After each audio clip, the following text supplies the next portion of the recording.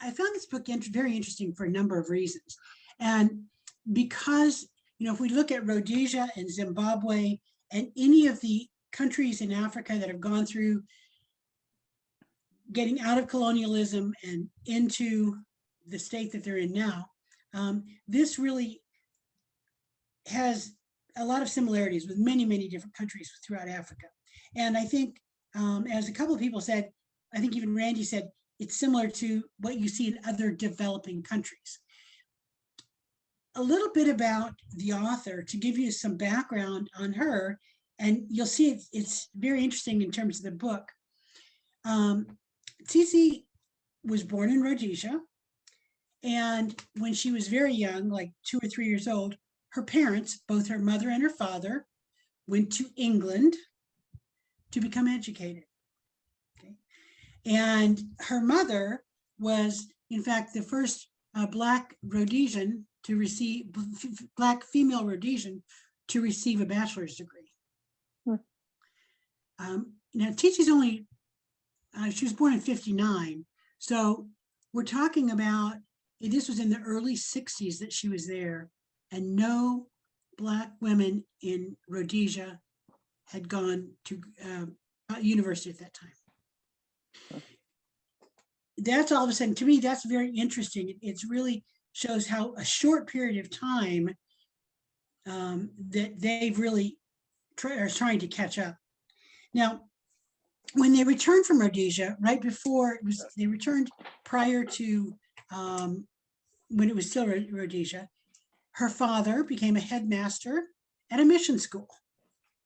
Her mother taught at the mission school, and she did not go to the mission school. She went to a private school in town.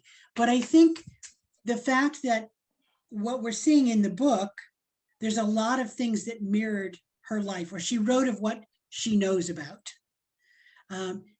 Her first language, or what she writes in, is English. When she went to England, she was young enough that when she started school and went to school in England, she had forgotten all of her native language. When they moved back, she had to go through that whole reabsorption and relearning, just as one of the characters did in the book. So I think that kind of gives an interesting perspective. Now, this was her first book. Interestingly enough, it was written in the 80s. It was not published in the 80s. She had a difficult time finding an author. She was only in her 20s when she wrote it. So she was a young woman when she wrote it. And she found it was difficult finding a publisher. No one in Kenya would, or in Zimbabwe would take her. She then thought, well, there's a lot of women's publishers in the UK. So she sent it to the UK to a lot of women's publishing houses. Heard nothing. About 4 years later, she was going to England for something. She was in London, and she figured, what the heck, I'll go on. And she went to one of the publishers, went right in and said, I'd like to talk to you to see what you thought of my book. And they said, well, just a minute. And they went down to the basement, brought out, she said, this very dusty piece of, envelope that she recognized her handwriting on. And they opened it up and they said they would read it. And by the end of the day, she had her first contract. Okay. Now, in the interim, between the time she wrote the book and when it was first published, she had become, she was actually in the film industry. She was a film writer. She actually wrote the film script for the largest grossing film in Zimbabwe called Nadia.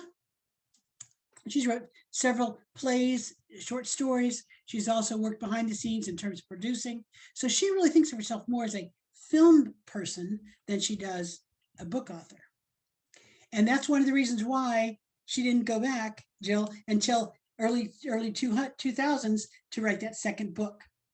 And then that she followed that up in 2018, she wrote the third of the trilogy. Those are the only 3 books she's ever written, but she's very well known in Africa from the film perspective. So I thought that was kind of interesting. She also is very active politically, particularly in terms of education. She, for one of the major parties in Zimbabwe, I don't recall which one, she was the head of the education group for that political party. She is very active still to this day in terms of gender roles. And she really talks about a lot the fact that most of these African societies are so heavily patriarchal that it's doubly hard for women to have a break. In Zimbabwe, or Rhodesia at the time, 1960, there was a law put into effect for education that all children, all white children, were granted education, free education, kindergarten through 8th grade. There was no provision for any black children. They could go to school, but they had to pay. Because they had to pay, it was very difficult from a financial perspective. And so typically in a patriarchal society, they would send the male child to school. And that's kind of where this whole story takes off, is from the fact that she wanted to go to school. And so now let's get into the book. One of the things, my favorite passage, or my favorite section of the book, and it just, because I found it so refreshing, was when she was going to sell mealie, which mealie is green, it's corn on the cob, okay? And it's still in the green husk. It's what she was going to sell mealie to make money for her education. And she was, there's the first time she was in a car. And so let me just read the part that I found very interesting. It was refreshing because I think of a small child for the first time going in a car and how that is so different for her. And she says, when she asked, why are the roads so bumpy for cars? The roads for carts are not so bad. Well, the roads are equally bumpy, he explained, but a car moves more quickly than an ox cart, so we feel the bumps more than when we are in a car. I was concerned when we got to the river. How will the car swim? The wheels will move on the bottom of the river, Mr. Matabandas explained affably. It's just like the way you walk across when the river is not too deep. I was intrigued with these new ideas. Why do you stay on one side of the road when there's a whole road? A dairy truck roared towards us and passed us in the opposite direction. I know, without waiting for his answer. Cars that are going to town use this side, and cars that are coming from town use the other side. That's so they don't bump into each other. I mean, I just, this seeing what we take so for granted through the eyes of somebody who's never been through it. I found that really very intriguing. So are there other parts of or sections of the book that you found interesting or that you were particularly liked? Thoughts, right? Yeah, Jen.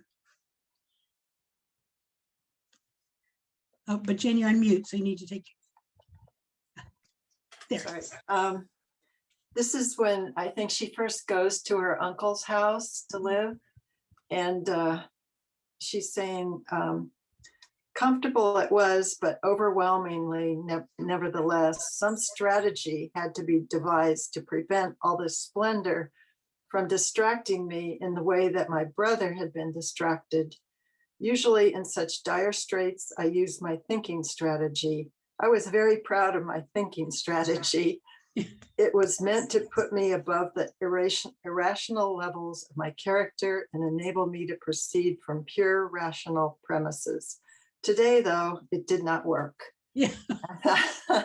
I thought that was so funny and such a, I admired that she was so conscious of her, of herself and how to maneuver in all this new world for her. She was certainly a very serious little girl, wasn't she? Yeah. So she was very determined. And, yes. Yeah. Other people. Another, yeah, Linda.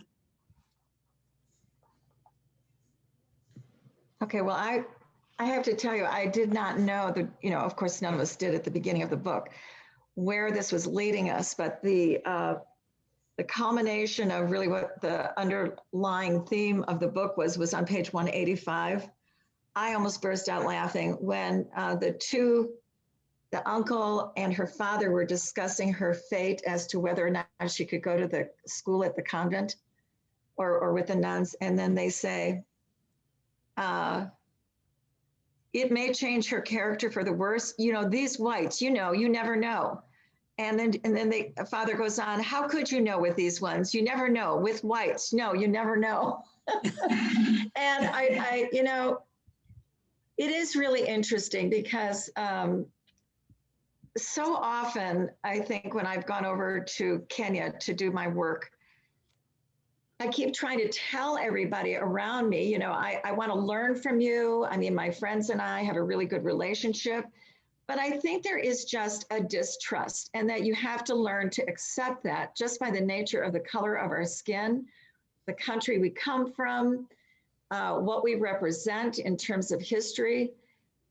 You just kind of carry that with you. And even though it isn't you, or you're not perhaps dominating or don't think you're domineering the lives of the African women, just by being in relationship with them or trying to learn from them, you know that that dynamic is in place, which is there's a sense of mistrust. Mm-hmm. And I remember years ago, a Kenyan woman here in the United States said, I want you to go over the next time you go to the Kenya and just ask them, are there things about their lives that you don't know? You've been working with them for what, 18, 19 years. And I said, no, I know them. I know who they are. And I went over there, and the next time I asked them, are there things about me that maybe you don't trust or you're not sharing? And they just all looked at me and said, yes. So it just goes with the nature, and you have to realize that that skepticism is there. Mm-hmm. Good. It's hard.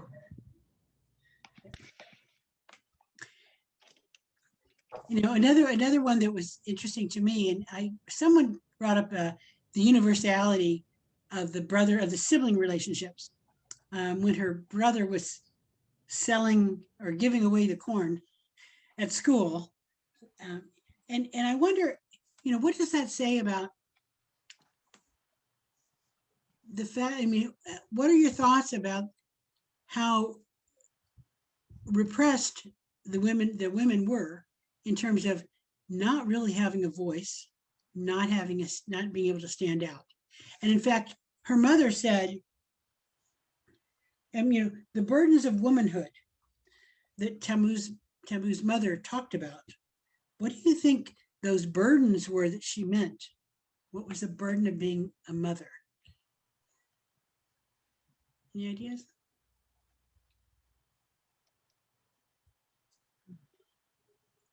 Yep, Lori. Oh.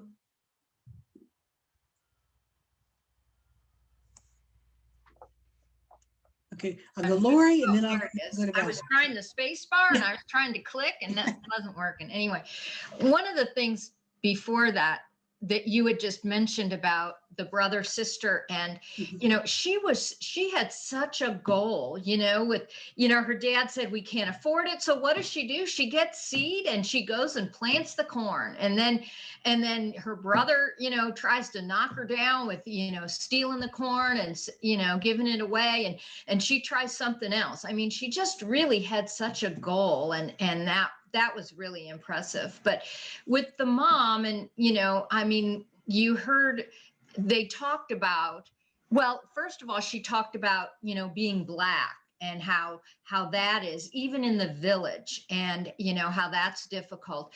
But also, and like the mom's, I think, older sister came in kind of toward the end of the book, and, you know, all the things with her having a baby, and you know, what her life has been and why it's been like that. Just women didn't have choices. They most likely kept having babies, and whether they really wanted to or not, and they were always, you know, working to do everything around the house. And it was it was just really interesting how they divided up the labor, and the husband was kind of ne'er-do-well kind of, and but the mom was just working constantly and doing things. In fact, so the girls were also, and it brought in how they'd have people over and the girls would immediately jump in and be doing things, and they would know what needed to be done. And it was really interesting how it just, through all the generations of women, that's that was their lot in life. Okay, good. Valerie, what are your thoughts? That's a good question about one of the burdens of her life, because for us, we've had so many opportunities, but as women, we still run into situations where we don't have as much of a voice as a man, not that much anymore, but sometimes we're not respected for who we are either. So we have a little bit of an inkling of what that's like. But I think she did a terrific job of putting us into that society. And it's really, really hard to try and picture what it would be like to be in a position where I had no autonomy over my body and myself, and no voice and no choice. Like, especially with the uncle's wife who had been to England and who had a bachelor's degree, to have to come back where she had seen another life, but to come back and go into this regressive kind of community where she just had to cook the dinner and wash the clothes and keep the house, but her opinion didn't even count. And she did a really good job of bringing us into that and trying to feel that kind of, no wonder she was depressed. One of the scenes that really stuck out in terms of that delineation of roles was when Tambu was taking the water at the meal, that she would go so that each of the people could wash their hands. And you start with the elder male, because he will have the cleanest water, and then you go down through all of the males, and then you go through the highest female and go through all of the females. There's a very distinct ranking, and everyone in the family knows what it is. What's interesting to me is I have a lot of friends that are Nigerian, and one of them, the father, who I became very close with, had been taken in his early youth and educated and sent to England to be educated, he and his wife, and then they went back to Nigeria. And the reverence that was paid to him for being educated was just incredible. And the respect that everyone in his community, when he then came to the US with his daughter, because his daughter and husband were there, the Nigerian community in Madison, Wisconsin, he was still a very respected elder because he was one of those that had gone to be educated. And when I would go to events with them, it was still that very much that priority of the ranking of who was who and how it was handled. Even it was brought over to the US from the families. It was so ingrained in the culture. Yeah, Kathy. Wendy, just a question for you. Did you say at the beginning that the author's mom and dad went to England? Yes, they went to England to be educated. I thought it was her aunt and uncle. No, her mother. I mean, no, in the book, it was her aunt and uncle. Yes. In real life, it was her parents. Oh, okay. Yeah, it was her parents in real life. Yeah. Yes, Linda. That was really lovely what you shared, Wendy, about your Nigerian friends. And I would say, it's really, through the whole book, she's having to navigate what is strong tradition and ritual within her community, and that you just don't throw the baby out with the bathwater. You are an African and you are expected to learn and live a certain way. You know, that one scene where her uncle and the family came for Christmas, and there was that one chair in the living room, and they didn't know who should sit in the chair. I mean, just that, it's like you have to honor that. And then yet, as a woman, you're trying to push beyond that. So it's really, really tricky. Mhm. Very much so. Yeah. You know, let me see another question. Let's see. How did Tembu's mother react to her son's death, and who do you think she blamed the death on?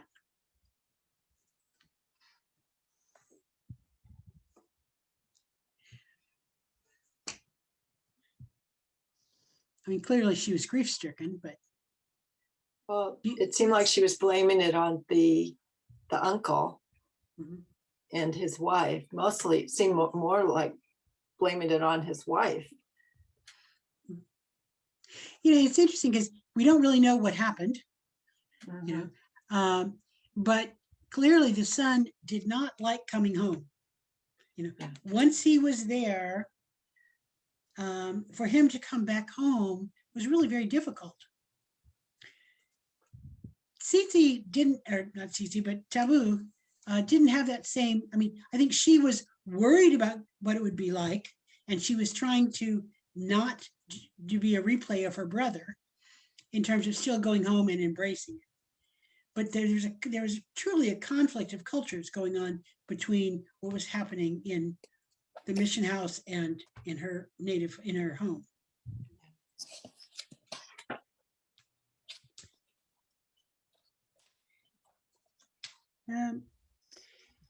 The other section was when the father, the uncle, his relationship with his daughter. Mhm. Yeah, I think part of it is because his daughter, a lot of her younger growing up years was in England, and she did not have the same sort of socialization as the rest of the family. And when the father came home, he wanted everything to be the way it should be in Africa. And the daughter did not see it that way. And that constant conflict. I think we see that sometimes in immigrant families as well. You know, when families come to North America, and it's that conflict between the child and the parents in terms of, do we hold on to the tradition or do we go with where we are? So there's that kind of conflict pull all the time. And so the last question I have, and it's really more about the author. And what do you think that the author has done in terms of appropriating white man's education, language, and literary forms in writing? Has she, you know, is she staying true to her Zimbabwean roots, or is she, you know, pandering more to the colonial powers? What are your thoughts in terms of that?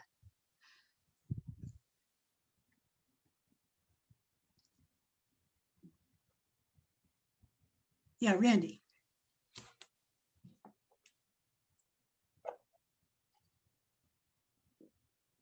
I think it would be hard really to say that, because they say, or at least in my book, in the copy that I have, they say in the beginning that this book was translated from whatever her native language was, and that the language is reflective of her native language. Yeah. So I think that is probably some of the issue that perhaps you feel, especially when you start reading the book, is there's a rhythm to it that maybe is a little bit different for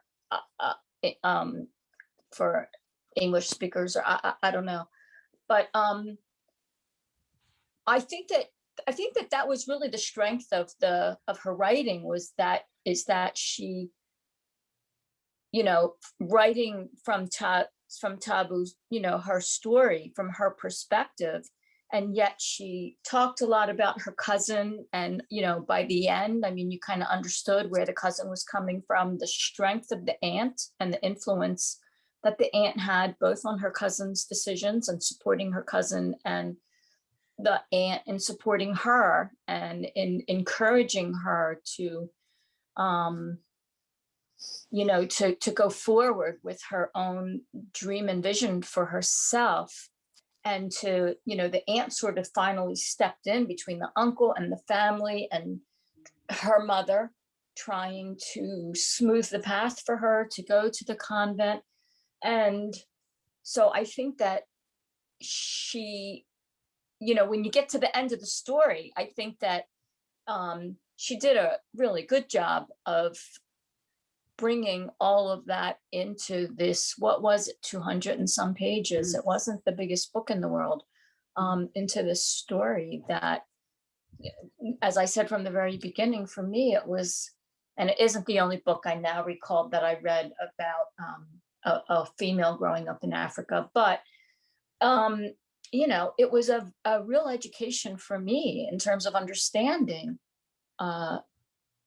the complexity, because she was torn between the traditions of her family and whoever her, whatever their background is, whatever their ethnic background is.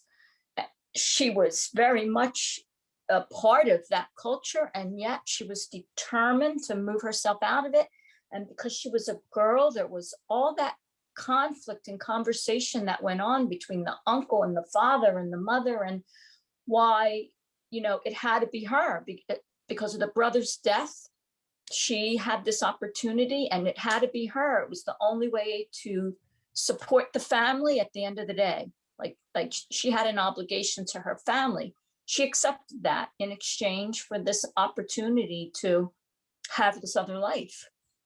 And she knew it was taking her away from her family, who she clearly loved. You made a really interesting point. She now was going to be responsible for the family. In becoming educated, she was also accepting what that role would be for her in the family going forward.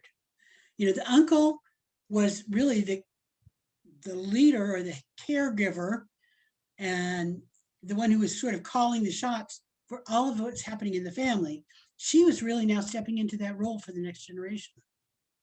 So it was quite a role that she was going to have to take.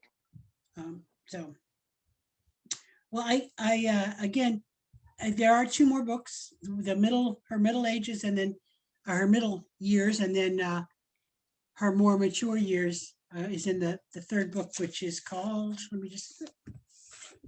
The second book is called The Book of No. Oh yes, right. Yeah. And the third book is called This. Mournful. Yeah, Mournful Body.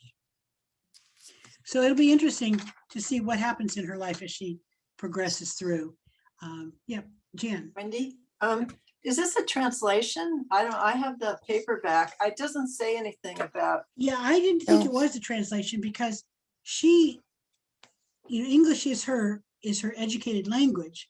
Now, when you talk to people from places where English is your language of education, as opposed to your home language, for people who are code switchers, meaning that when you go to school, you speak one language, and when you're at home, you use another language. A lot of times we still feel there's a little stiltedness in the language because it doesn't flow quite as naturally as we do it in normal conversation. But I thought that it was her written in English.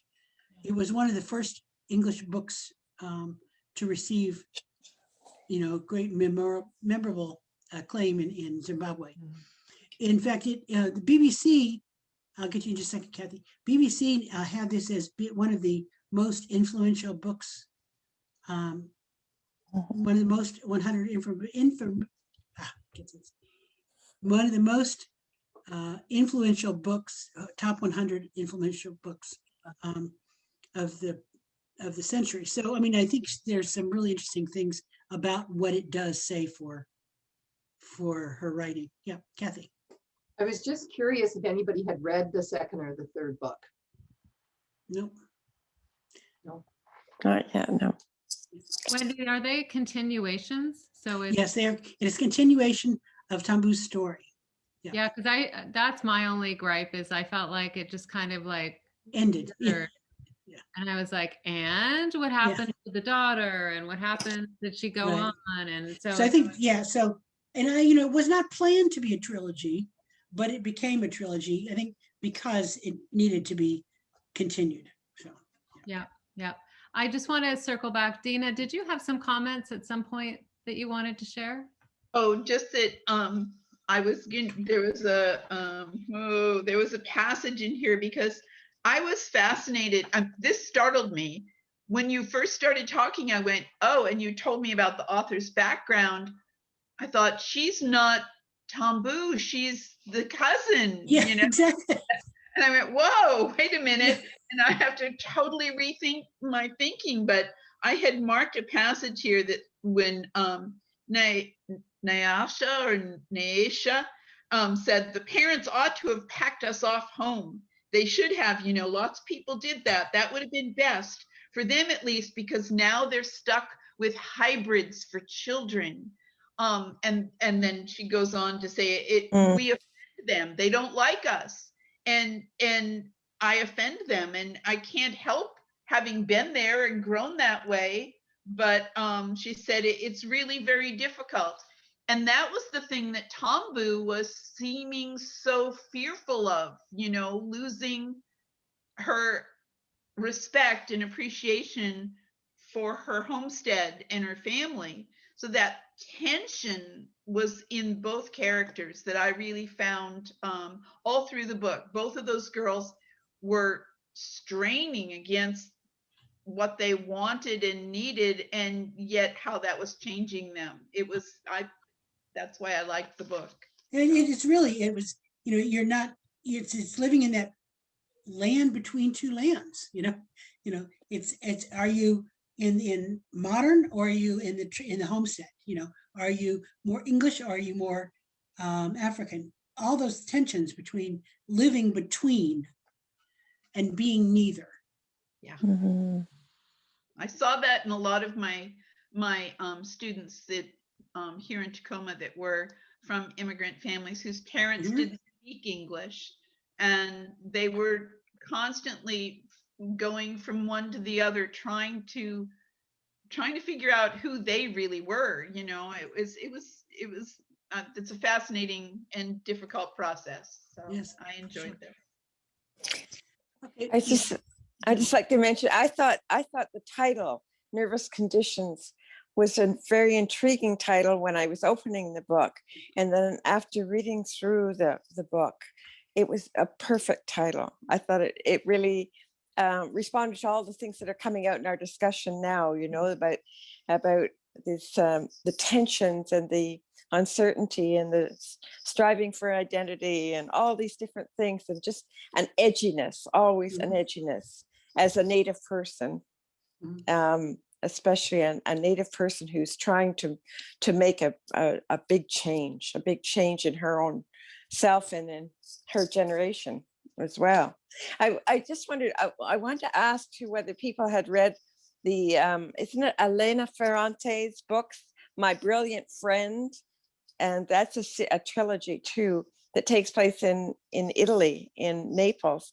And I didn't know whether you'd ever explored that one in this group or not. But again, the relationship between two girlfriends, they're friends.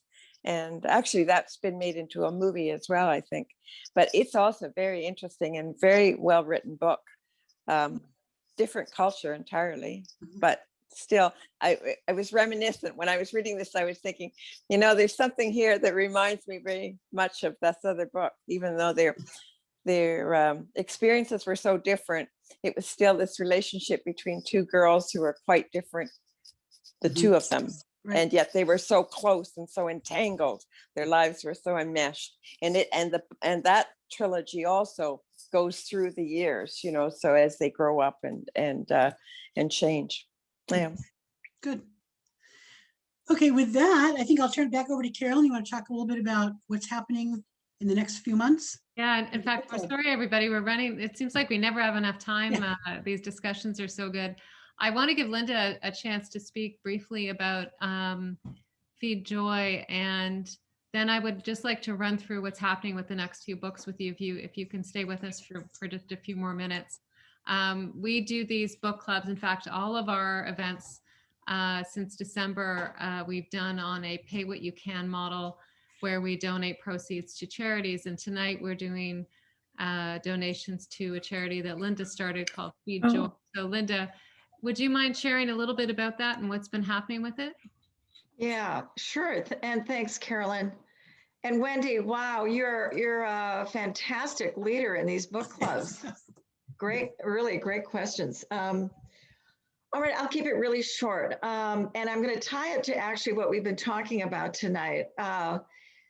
So as I mentioned, I 20 years ago just happened into a relationship with a Kenyan woman that kind of catapulted me for the last 2 decades in working with some amazing women making change in their country. And one of whom is a woman by the name of Lucy Mucario. And she is a woman who was raised in the village, just like our protagonist in the book. She was raised in the village in central Kenya. And she was the first girl to graduate from her little elementary school in a valley called Ribui Valley. It's one of many, many villages around Mount Kenya. And she went on and she got her education. She was the first girl to graduate from the school. She went on to Nairobi and she got her college education, I think, as a teacher.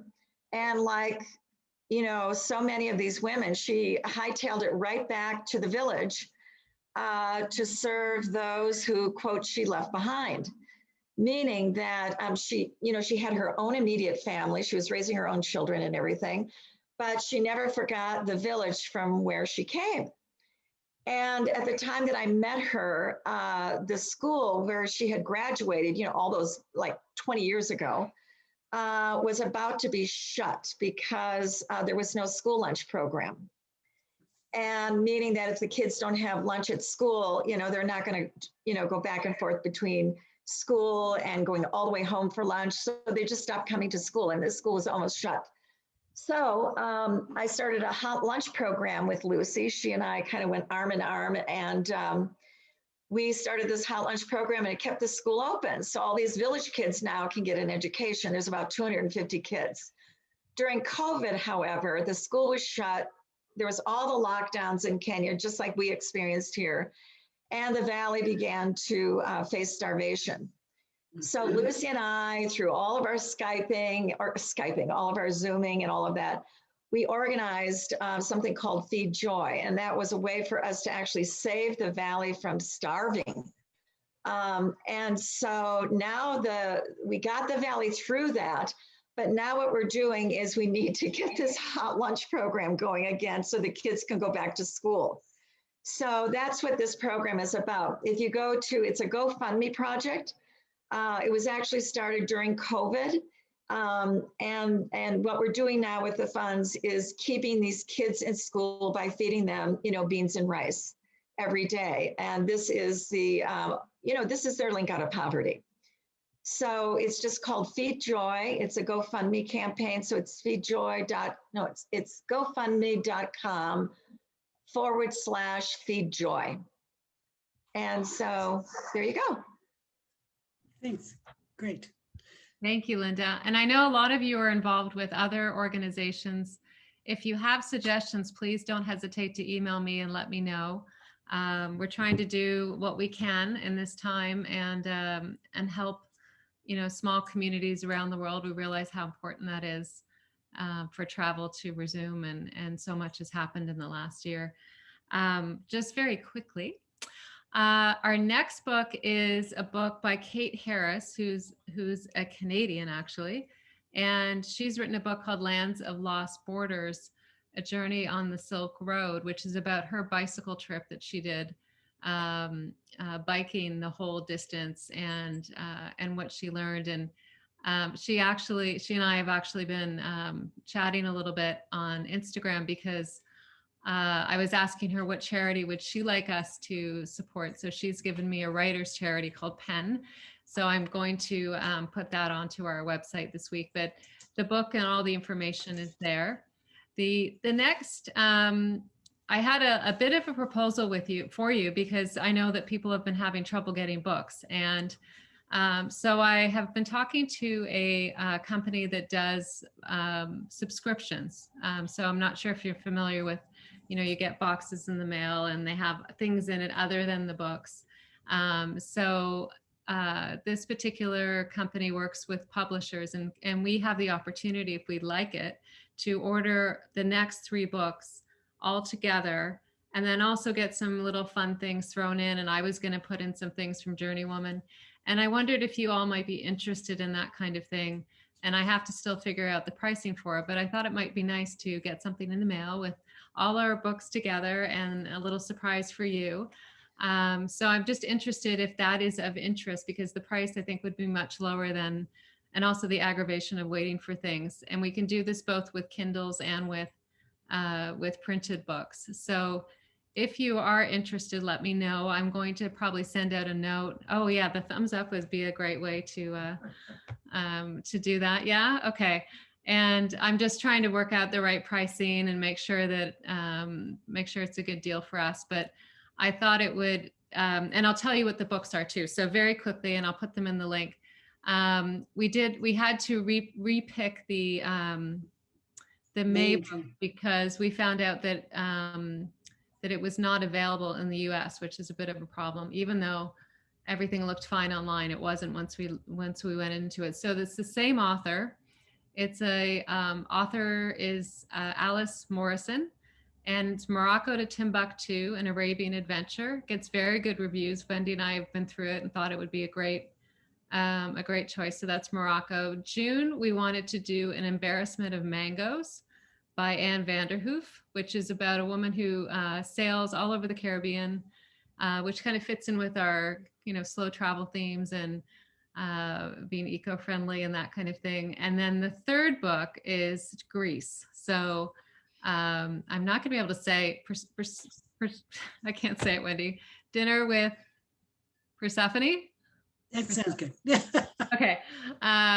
Travels in Greece by Patricia Storas. So we're going to post these on our website, and I'll send them out as well in our next email, but that would take us right through to July, and then we're going to select for the rest of the year. But I did want to see if there was interest in doing this kind of boxed subscription model. Then I thought it might be kind of fun and nice, and while we're waiting to travel again, give us something to help us anticipate travel in the future. So I saw some thumbs up, so that was great. And the last thing I want to mention is we have another issue coming out next week. So if you're not signed up on our mailing list, please get signed up. We're still looking at hiking and adventure and all kinds of things. And in April, we're talking about slow travel, and have some really great editorial lined up for that. And we do a solo travel wisdom show the last Tuesday of every month, where we're going to have, I think, 6 women talking about hiking and adventure and all the amazing things they've done to get us inspired for the future. And on April 7th, we're having a session on solo travel safety with a female self-defense expert. So you're going to hear about all of these things, but I just wanted to let you know that we've got a lot of things coming up, and plus all the other stuff that's happening that's on our website. So sorry to overwhelm you all with information, but we're trying to keep the spirit going until we can get going again. So thank you all for coming tonight, and thank you for your feedback. Give us feedback if you'd like. I just sent a link for a form, and you'll be getting an email from us probably on Friday with more details about the book club and what's coming. Sound good? Yeah, Carolyn, will that email have because you totally threw me for a loop with the books, because I didn't have any. You're talking about the June book that you switched, it sounds like. Yeah. Yes. Yeah, because I was actually able to find the June book in the library here, but the May was one that I found that the only place I could find it, literally the only place I could find it, was to buy it online through Amazon, through Kindle.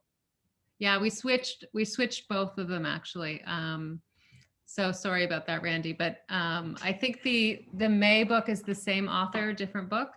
Okay. And so Alice Morrison, and that book's supposed to be excellent. We just had trouble. We're trying to make sure they're available on all formats in all countries. Are And, they? You're sure? I mean, yeah. In fact, well, we're working right with the publisher now, so that will be actually better, because not only will we get a lower price, we're guaranteed the book. So we're trying to check all of that, and that, as I said, that applies to both Kindle and printed versions. So Carolyn, just to confirm, because I did get the books for the rest of the month. So May and June have both switched? Yes. Okay. And you'll give us the price points both for the printed book and for Kindle when you send this out, because they'll probably be different. They will be. And you might just ask about Audible. I do most of my books on Audible as I drive, so you might check that as well. Yeah, and of course you can still buy the books on their own. I just thought getting something with it would be fun. So, but that's just me. I like getting things in the mail. Okay, thank you everyone for staying late. Thank you, Wendy, as always, for the amazing facilitation. Thank you, Linda, for sharing what you've been doing in Kenya. And we have community calls on Friday if you're interested. Friday at 10. It'll be our first year anniversary. We've been doing these calls every Friday for a year. And so you're welcome to join us, and you can register on the website. So that's Friday at 10 a.m. And otherwise, we'll see you next month. If you're new to JourneyWoman and you want to email me, editor@JourneyWoman, or Carolyn, whichever you prefer, I have both emails, and happy to talk to you more about what we do, because I know that some of you, Jill, for example, you're new tonight, and happy to talk to you about what JourneyWoman is. Okay, thank you. Good night, everybody. Thank you. Next month. Bye. Bye.